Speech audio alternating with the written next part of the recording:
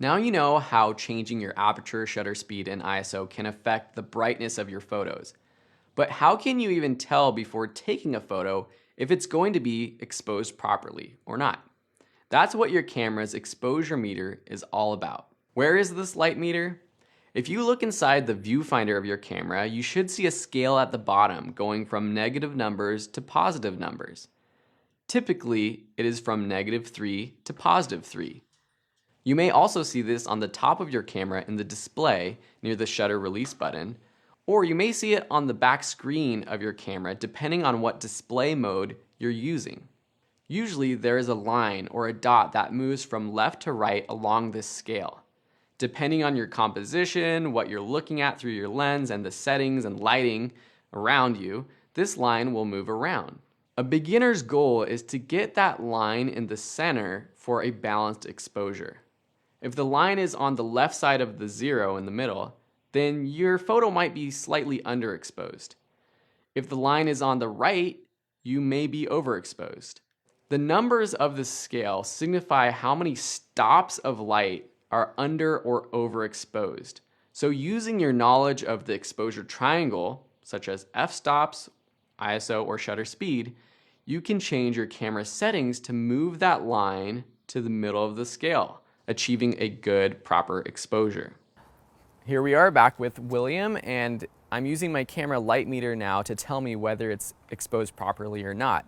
Right now at 1/160th of a shutter, f9.0 and ISO 400, it's a little bit too bright according to the light meter in the camera. When I half press the shutter, I can see the little line beneath that graph pop up between 1 and 2 on the right side of that middle point. So if I want to decrease the brightness and make it more properly exposed according to my camera, I can increase the shutter speed.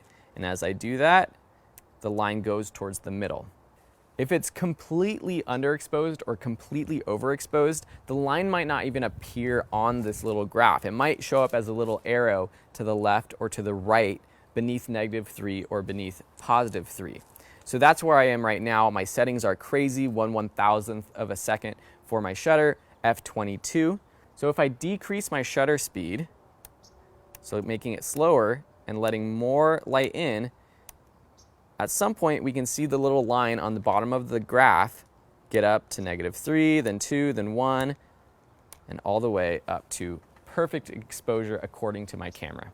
Is the light meter always right though? Not always, depending on how you want your photos to look. What if you want your photo to be a bit bright? Or maybe you want a photo that is mostly dark with just a single point of light. In these cases, the camera's light meter will tell you that your photo is going to be over or underexposed. Just like many of the rules of photography, using a camera's light meter is only a tool. It's up to you as the artist to use it to help you take better photos. So go ahead, practice taking some photos and using the exposure meter to see how it properly or not properly exposes your photos. There's also a way that you can change how your exposure meter reads the scene, and that topic is coming up in the next video.